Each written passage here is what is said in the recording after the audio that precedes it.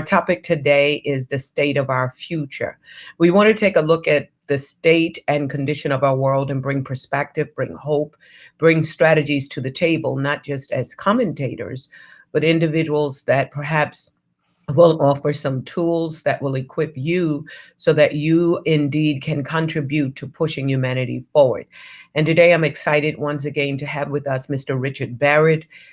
He is the founder and chairman of Barrett's Value Center, an author of several books. Again, my favorite two includes The Value Driven Organization and The New Leadership Paradigm, but he's an author of many, many books. He hails from London, England. We share something in common, at least two things. Firstly, we're both British citizens, and then our love for humanity and wanting to push humanity forward from our own understanding of our purpose here on earth. He is with us for two sessions, and the first session we said goodbye to yesterday and hello tomorrow, and today we're hoping to do the same by giving you some tools and maybe just a perspective in looking at our world and how we collectively can move humanity forward. Mr. Barrett, welcome. Thank you, Miss Cindy. Richard, in one of your lectures, and I said earlier off camera that I spent the day just consuming your interviews and some of the presentations that you have made around the world, and they've been fascinating. My only criticism is that I wish that they had given you more time. But today, I wanted to share in one of your lectures, you actually talked about values-driven decisions versus belief-driven decisions that impact the future of organizations, governments, and nations, where you outlined the difference between values and beliefs and their implications for present and future conditions. Can you please expound on those differences and the implications? Yeah. Well, in the past, and I'm talking about the past millennia and even past centuries, things didn't change much over the years. So if something happened, you developed a belief, and then you understood what was going on, and you could apply that belief in the future. Well, welcome to the new world. For the past 50 years, and particularly for the past year, nothing is fixed. Everything's changing. And so if you use your old beliefs to make decisions, you're probably going to be way out of line. It's a much more complex world, a world that's changing a lot, volatile. Mm-hmm. And so we need a basis for decision making, which is different from beliefs, because beliefs just don't work anymore. And for that, I believe we need to shift to values, because values are our inner guidance system. I think our values are, I talk about soul values. I think deep like down, a GPS. it's a GPS of the soul. It's like, yeah, this is important. Honesty, openness, creativity. And so now I've got a problem in front of me. How do I approach that problem? Well, I approach it from my values. I say, well, okay, what value to what behavior that would make me feel in alignment? See, that's the second point. So not only do we get this guidance system, we also get this inner feeling of alignment. We feel a sense of stability because we're making decisions which align with who we are. I don't know whether you ever made a decision which wasn't really in alignment with your values. You feel uncomfortable. You may even feel guilty.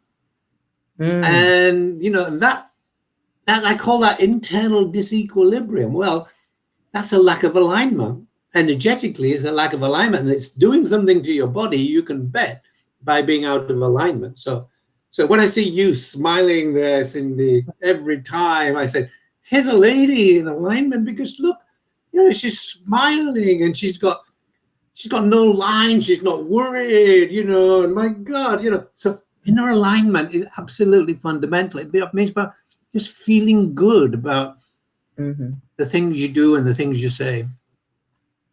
That's really, really good. And talking about over the past century, life on Earth has gotten complex. And that's something that you Yeah. repeat over and over and over again. And you also said that there has been an acceleration of change. What are some of the changes that you have noticed? And then what are some of the changes that we need to fully embrace in order to move the needle? Yeah, now this is very interesting because it's a complex topic because it really depends on which country you're living in, and so as a citizen of the planet, as a student of societal evolution, and since I've invented way to measure the consciousness of 145 nations, I can see that every nation is at a different place, and some of the changes that are going in one ahead in one nation are quite different from another nation. But over time, we've seen a gradual improvement in what I call, let's call it consciousness. But what do I mean by that? I mean, people have become more conscious. And what does that mean? It means, well, I'm more aware, people are more aware of the impact that the behaviors have on others, and they're more aware of the impact that their thoughts have on their mental and physical health. So that means being conscious. And what we see is, over time, an evolution in a positive direction, in a sense of expansion of consciousness, which means that my identity has shifted. So I no longer identify with my local community. I now identify with my nation, or I now identify with the planet or with humanity. And so whatever we identify with, we care about. Yeah. And so as you expand your consciousness, you expand your identity, and you expand your level of caring, and which of course is very connecting to be with other people. So this Yeah. is what. So what have I noticed? So I've been mapping the values of 145 nations since 2014, and what's happened between 2018 and 2019. Obviously, I don't have 2020 data, but what happened between 2018 and 19? So we saw a drop in consciousness to way back to the same level at 2014, which it dropped in 1 year what it took 4 years to evolve to. So what is, what's changing? Well, I've looked at 17 different indicators, and there are two indicators that stand out as it being, first of all, economic performance changed. It became less strong last year. But the key one for me, which speaks to my sense of humanity, is that social cohesion went down. So that means that there was more sense of separation in nations than ever before. Now, this wasn't true for all nations. Some nations didn't suffer that way, but other nations did. And that meant more discrimination. And of course, with all of the migration of has been going on, the immigration and migration, because particularly from Syria and from other places around the world, people no longer could feel safe in their home countries. They've been emigrating, they've been migrating, and that migration in large numbers has caused a problem for people. It's like, things were peaceful and quiet, and now we've got all these other people who don't look like us. They dress differently, they speak a different language, and that brings up separation. And the only way past that is to expand your consciousness to include those in your sense of identity, and that's what we need to do in the future. Yeah, that's really important too, because I think as we talk about life on Earth now, you intimated in another lecture that there are two realms that we can actually find resources to move humanity forward: the past and the future. And you said if we borrow from the past, and I quote, the future is going to look a lot like the past.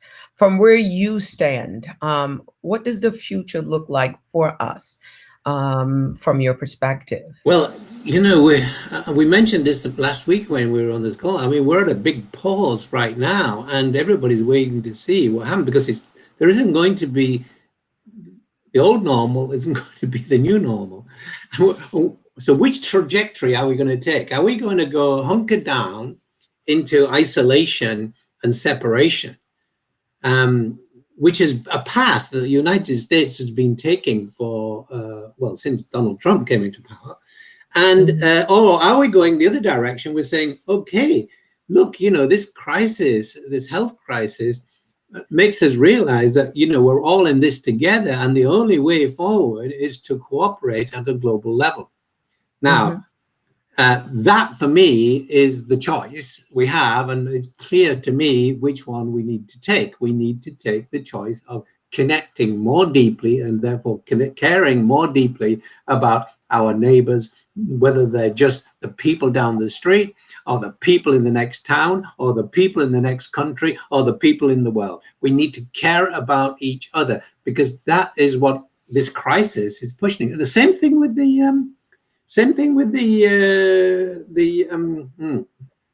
global climate. That's pushing us in the same direction. It's like, we can't solve this problem at a national level. We have to solve it together.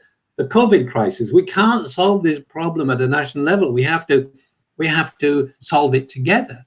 And so that is these two things are pushing us or triggering us into what I call a new worldview, which I describe as humanity awareness, because it's a transnational worldview. I'm no longer stuck in my identity of I am British, you are American, he is Italian. No, we're all part of humanity. Yes, yes.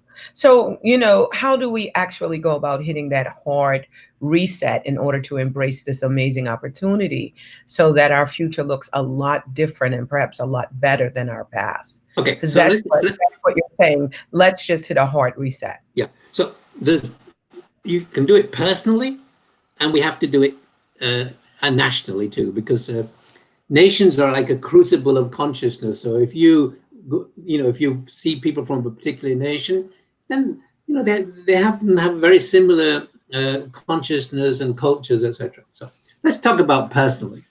Now, this is something that I did for myself. It must have been 20 years ago now. I decided that I wanted to take all separation out of my life. And so I thought, well, okay, so where is the separation? So I looked at myself and I said, oh my God, look, that's a man looking at me in the mirror. So I need to be able to embrace my female energy, okay? So although I'm a male, I'm going to embrace my female energy. Point one. Point two, yeah, there are lots of religions. And if I say I'm this religion and you're that religion, immediately we have separation. And so I decided to become, in my mind, a member of all religions. Now, I remember having a very interesting discussion with the Methodist minister who looked after my mom in the last days of her life. And we used to go out for dinner and have these very heated discussions, because he said, you can't be a member of all religions. If you're a Christian, you can't be a member of all religions. And I said, well, you maybe can't, but I can. But in one aspect, he was true. But in my mind, it was fine. I don't mind. I don't mind going to whatever church, synagogue, temple, whatever. In my mind, I'm a member of all religions. So those are two. First of all, gender. Secondly, religion. And then there comes, I'm from England. Okay, I'm British. Stiff upper lip. All that good stuff. You're British. I haven't seen you stiff upper lip, but you're certainly persevering. Yeah. So I thought, well, how do I overcome being British? And, apart from having a cup of tea at 4 o'clock in the afternoon, I can't give that up. But for the rest, I'm going to become a citizen of the planet. Okay, so now I'm a male expressing female. I'm a member of all religions. I'm a citizen of the planet. And then I look at myself and I look at you and I say, oh, you're a different color to me and you may be a different race. And how do I overcome that? I thought, there's only one way.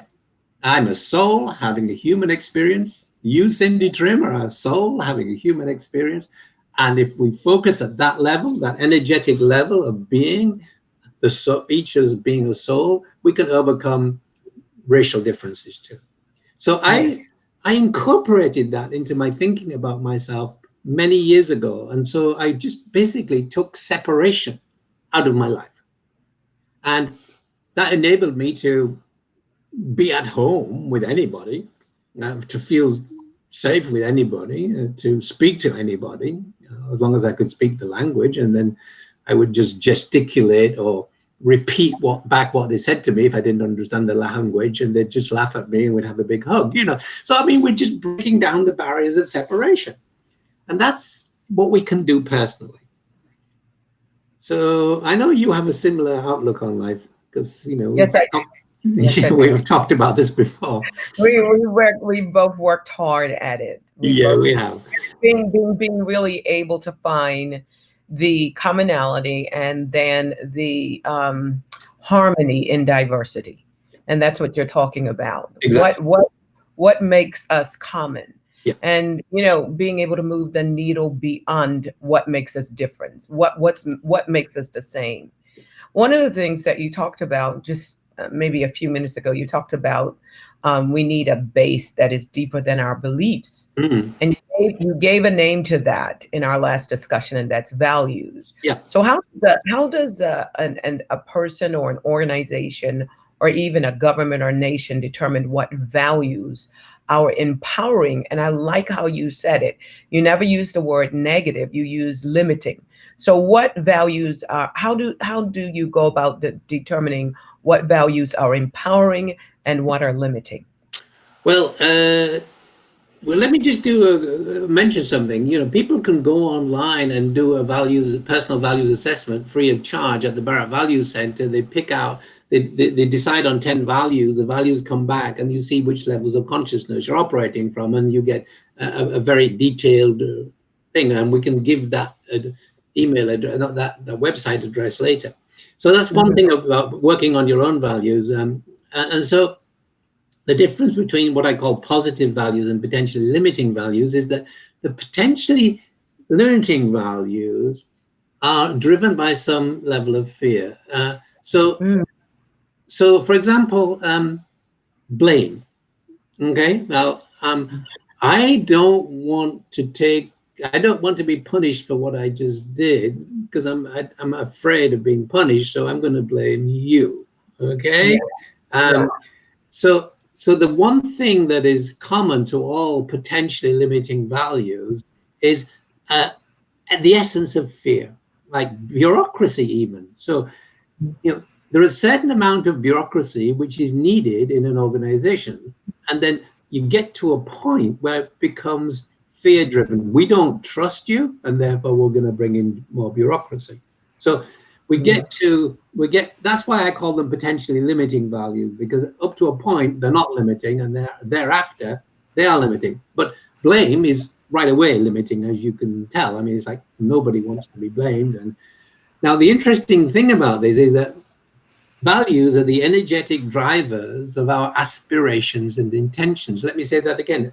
They're the energetic drivers of our aspirations and intentions. So when you come from a place of positive values, the energy you feel is positive. When you come from when you express potentially limiting values and behaviors, the energy you feel is fear and negative. So this is what I said right early on in our conversation today. You feel a sense of disequilibrium when you are operating from potentially limiting values. You don't feel good inside. You don't feel good, but you know what? I need this, and so I'm going to override that disquiet in myself in order to get it, instead of saying, no, I'm going to live truly from this sense of inner energetic alignment, and I'm going to be authentic. Big word. Yeah. Difficult to be, but we can all aspire towards it. Yeah. And of course, our values change as we go through the seasons of our lives. So the values of young people in their teenagers are different from the values of people in their 40s, and the values of the people in the 40s are different from the values of the people in their 60s. Not all different, but in certain areas. So, for example, young people value achievement. Well, I don't care about achievement anymore. I just want to do what I love to do, you know. So there are certain values, I call these our soul values, which don't change very much. And then there are the values that belong to the seasons of our lives, which change over time. It's interestingly, you know, honesty is a value that becomes more important as you grow older until you get to your 60s, and then you don't worry about it too much. I'm not saying it disappears. It just we learn that honesty works for us in our 30s and 40s, and so more and more people, that becomes one of the top 10 values. When you get to 60 or 70, yeah, you're willing to bend the rules a little bit, you know. And so anyhow, all I'm saying is that values can change in the seasons of our lives. We have the positive, we've got the potentially limiting values, and it's important to know that the potentially limiting values will make you sick, either mentally or physically, if you keep on operating from that level.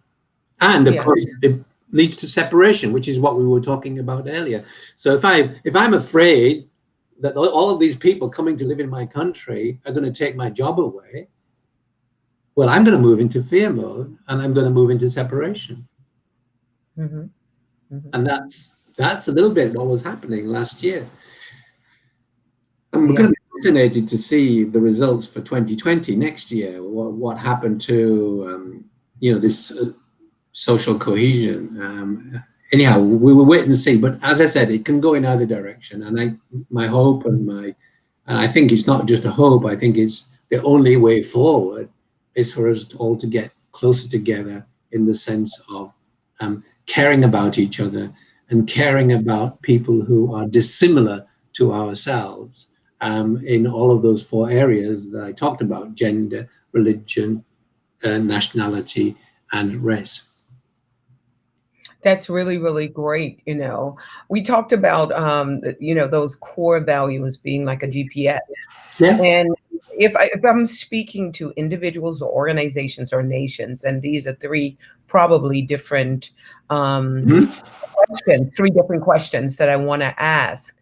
If we put that navigational tool in their hand to help them to navigate this current cultural terrain, and then to refashion it along a specific line that levels the playing field for everyone. Yeah. Thus reducing cultural atrophy. Yeah. All things being equal now. Yeah. I'm talking to the individual. I'm talking to the individual. How can we help them to navigate this terrain and encourage them or equip them? Well, I have some news for you. Okay, go ahead. And it only happened 2 hours ago. Woo! Yeah. In fact, I haven't told anybody except my wife. We set up 13 e-learning programs on the Barrett Academy website last week. And there'll be 5 more on leadership coming into in 4 or 5 weeks' time. One of those e-learning programs is called Living a Values-Driven Life at Home, at Work, and in Society. And today, 2 hours ago, we decided to give that one away to anybody who wants to sign up for it. This is amazing. Yeah. Those of you that are listening, you're at the right place at the right time, because you know that question evolved and erupted from just all day long, from first thing this morning listening. Yeah. And I said, this is one of the questions I have to ask, because you know there's a lot of conversation that's going on, and they're great conversation, and I just wanted to be a part of moving that needle towards actually putting a GPS in someone's hand. Right. Not just saying, oh, you need a GPS, to be able to say, here's the GPS. And thank you, Richard. For everybody that's listening, you know, you just go on. Can you tell them how they can do it's not going to be available for about a week or 10 days, but you can go onto the website now and see all the e-learning programs. And and it's at the BART Academy.com. You can go there now. And about 10 days from now or so, when you go on and look for living a values-driven life, you'll see that the price on that one has been reduced to zero. Mm.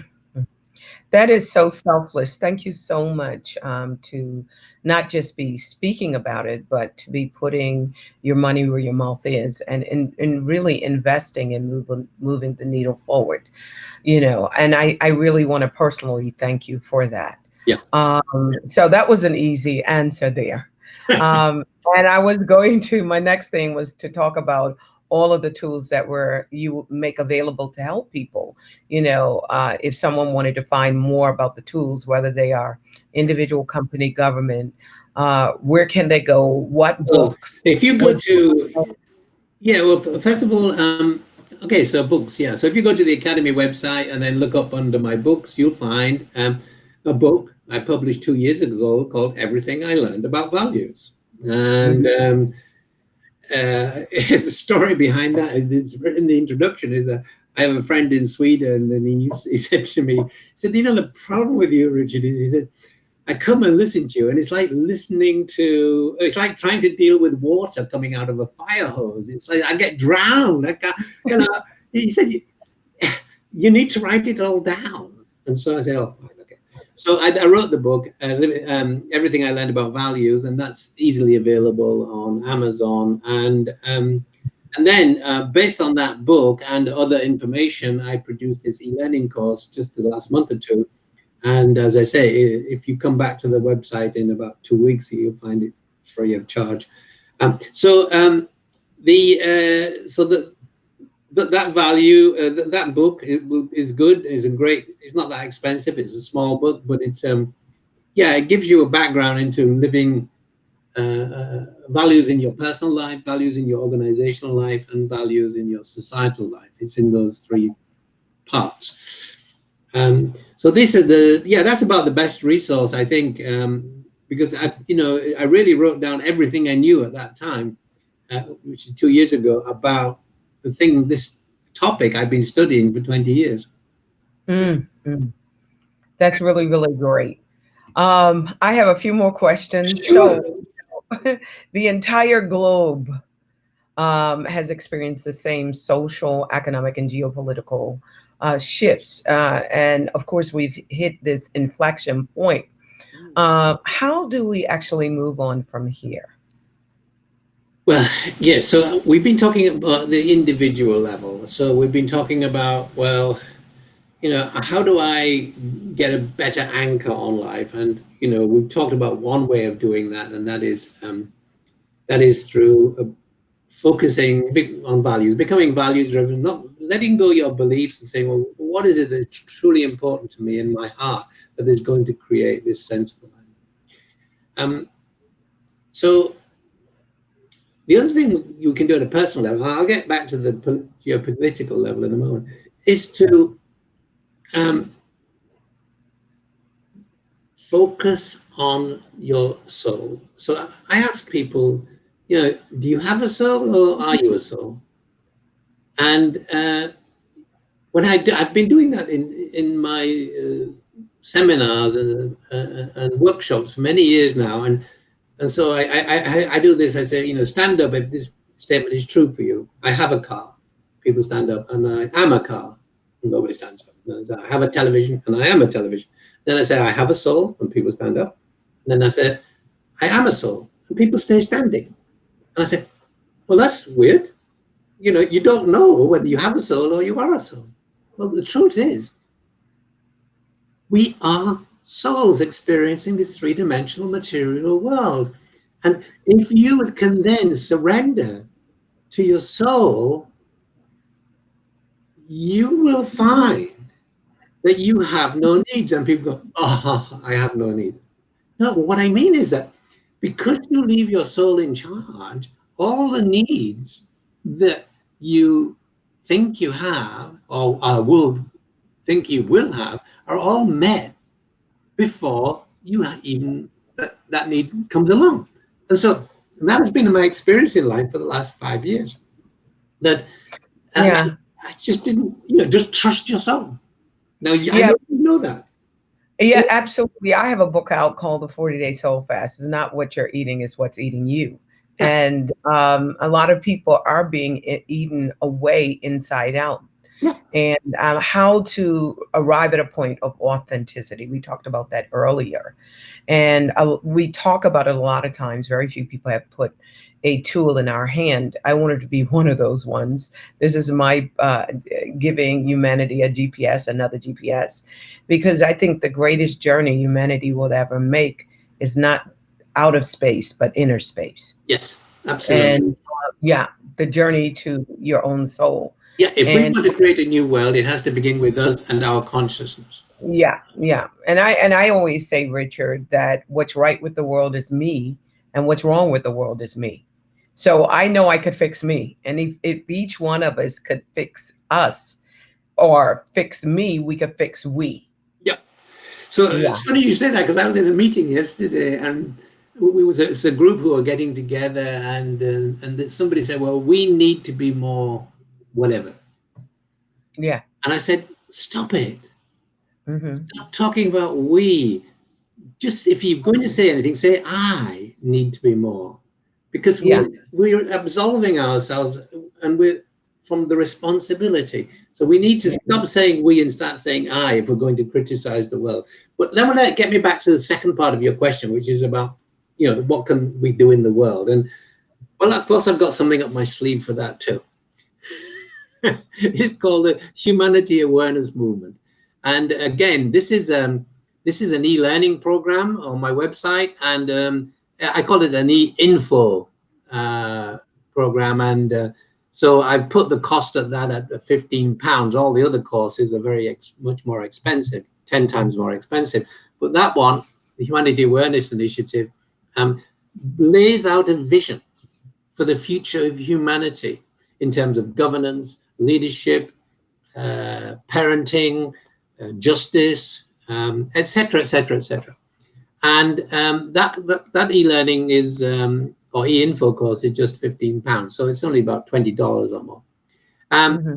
And the idea here is to implement in nations a new way of teaching young adults and young leaders, and helping them through what I call the individuating process. It's the fourth stage of development. The first three stages take place between being born, being an infant, being a teenager, and then up to the age of about 20, our mind and our brain is still growing and developing. And it's only when we get to like 22 that we have a fully functioning brain. And so at that point, what's important is to individuate. That means moving into living a values-driven life, because up to that point, you've been living in the life of your parents' home or in your country, and you've been trying to fit in, and so you've accepted the beliefs of your parents and the culture you were brought up in order to fit in and to get on in the world. But when you get to the early 20s, you begin, if you can find freedom, then you can begin to ask the question, well, is this who I really am? Am I really this person? And that leads you from belief-based decision making into values-based decision making. So the Humanity Awareness Program is a program of education that we're going to try to implement all countries of the world to help young people, late teens and in their 20s, move through the individuating process so they can move into from belief-based decision making to values-based decision making, but more importantly, that they become conscious. Now, I mentioned this earlier. What does it mean to become conscious? It means to become aware of the impact that my actions and behaviors have on other people, and to become aware of the impact of my thoughts on my physical and mental health. Because most people are not conscious. They just go around doing whatever. They throw cigarettes down in the street, and they don't even think about the impact on the environment. People are, generally speaking, unconscious. So how do we make people conscious? So that's the idea of the Humanity Awareness Movement, and to focus that in specific countries, so to build up a critical mass of young people in that country to change the worldview of that country over the next generation or two. So it's a long-term program, but the whole point is, if we're going to live, if we're going to survive on this planet, or if we're going to thrive on this planet, which is a better way of putting it, then we need a new worldview, which is transnational. And that's what the Humanity Awareness Movement is about. If you go to the website, BART Academy, there's a whole bunch of information about humanity awareness. Thank you so much. And my final question. Oh, wow. Economist, for now. Okay. For now, we want to sip at this. I don't want to go. But, economists predict that we are in a once in a life or once in a generation wealth shift. There are new trends that are creating thousands of first time or first generation millionaires. Yeah. And this is not a question of money. It's deeper than that. So while at the same time this is happening, it's destroying the financial future for many. Yeah. And a lot of people are concerned about what's going to happen with them financially, whether they're going to be able to meet just basic needs. So what are the financial trends that you see, and how can we actually capitalize on it in order to move humanity forward? And you notice I'm talking about pushing humanity forward. Okay, so some nations have solved this problem, particularly the Nordic nations, New Zealand, Switzerland. If you go to the website, you'll see all of that information. Now, they solved this problem through creating what is known as a welfare state. Now, that doesn't mean like giving money away all the time. It means taking care of people's survival, safety, and security needs so they don't have to worry about the basics of life. Call it a minimum wage, but it's more than that. It's social services too.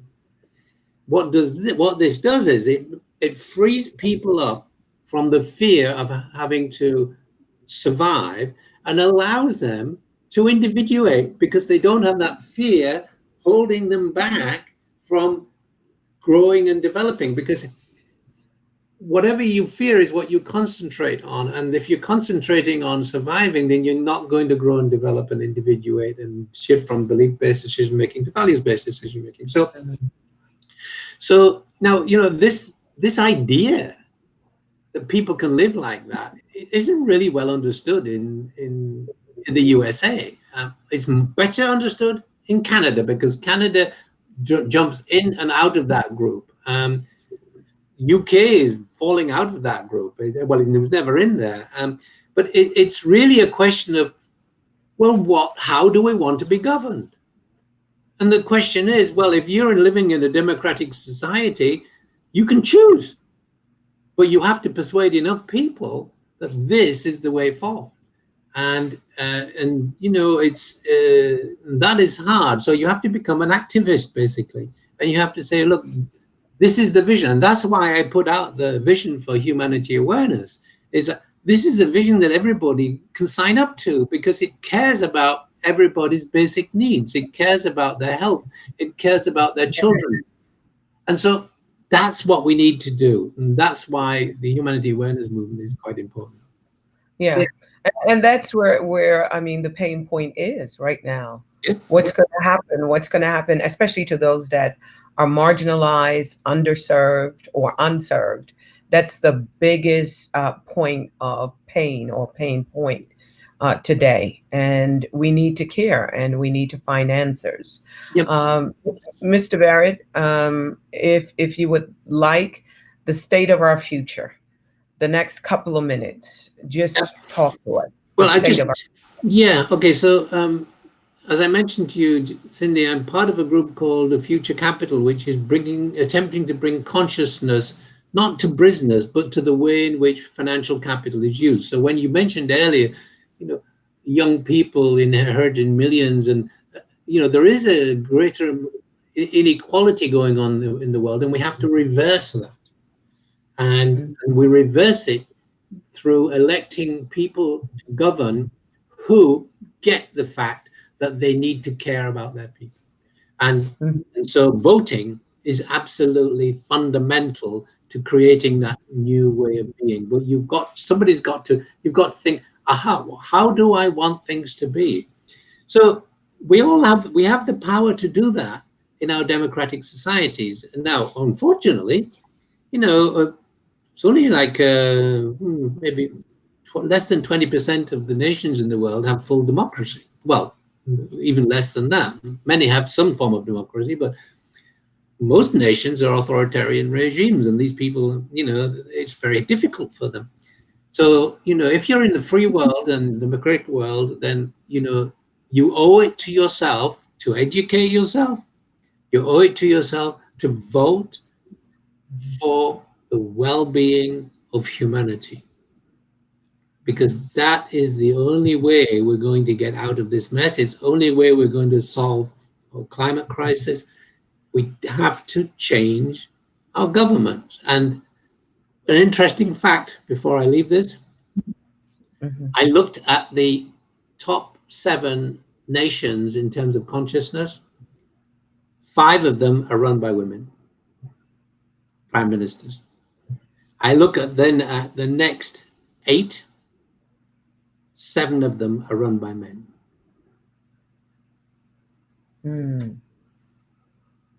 What's happening? I explain that in my e-learning classes. What's happening is simply this, that men, when they were boys, were taught to be strong, don't show your feelings, and you have to win. And that is a worldview that is dominant. Women, on the other hand, because they are not as strong as boys physically, they, over the millennia, they've a different way of tackling things.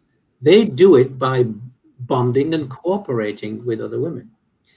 Now, bonding and cooperating is the way forward.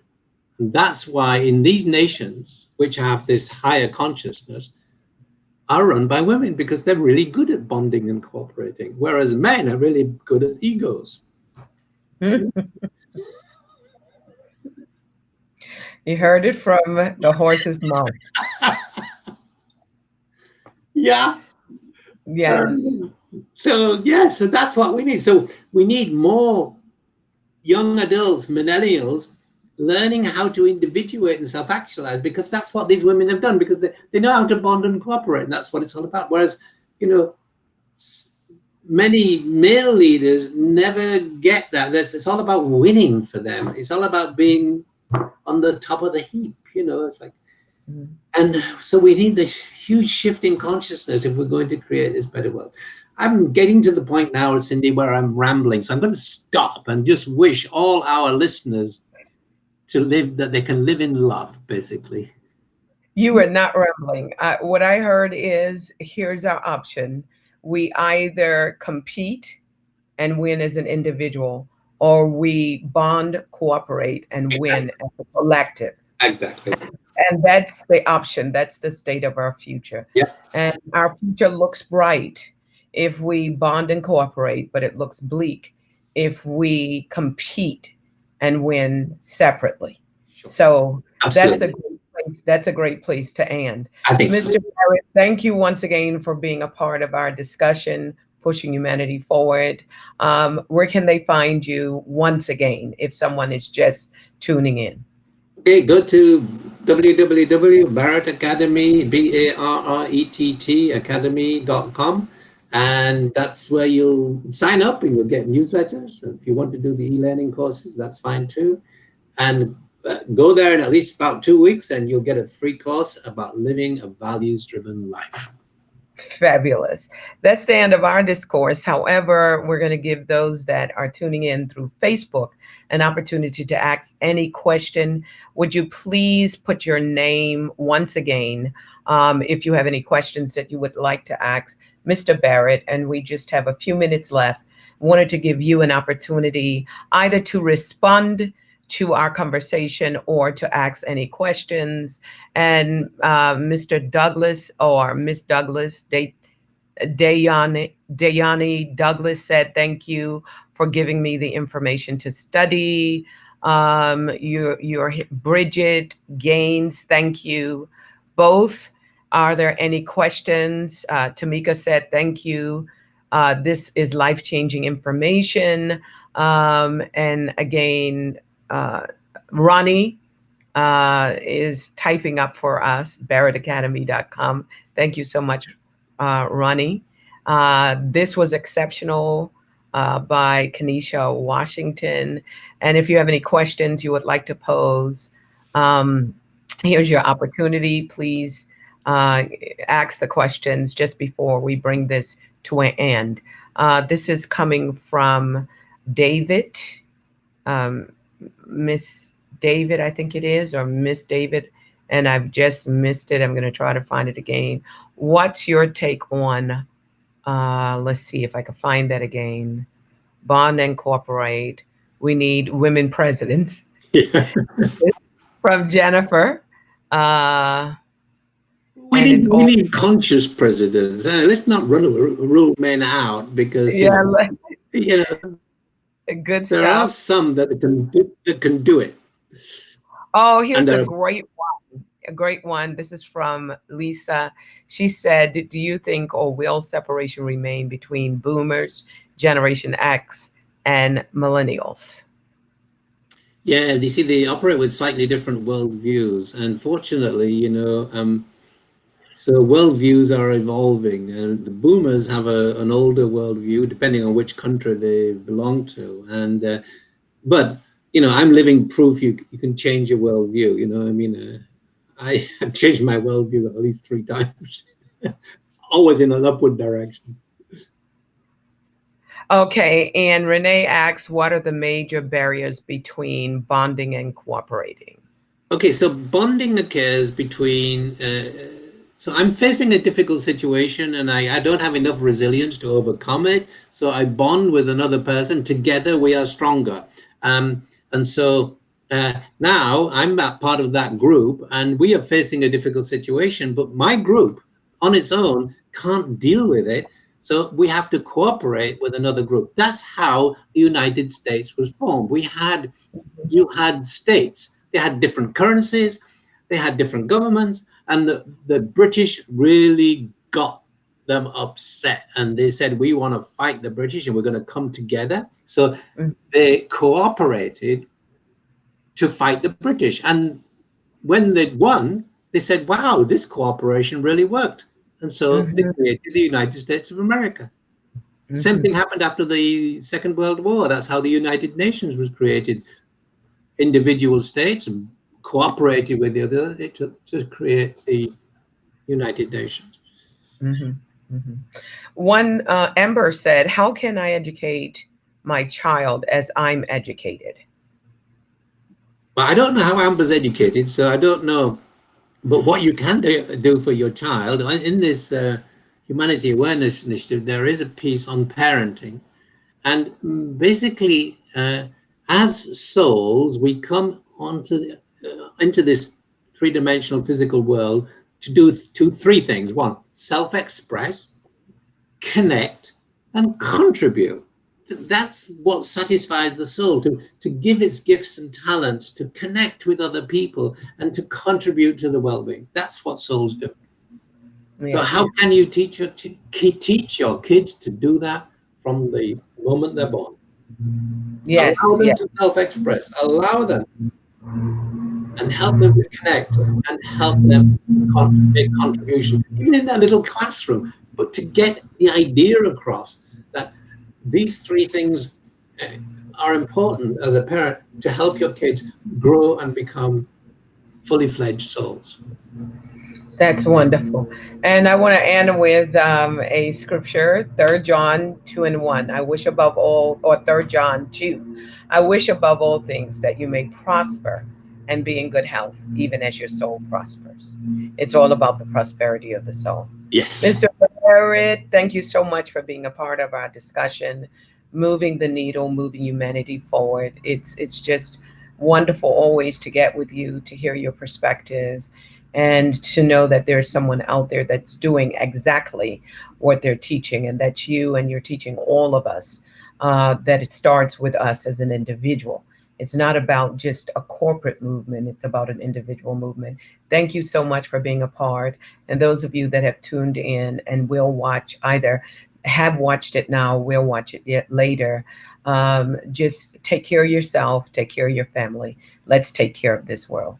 God bless everybody. Stay safe, stay healthy, stay happy. Until we meet again, goodbye for now.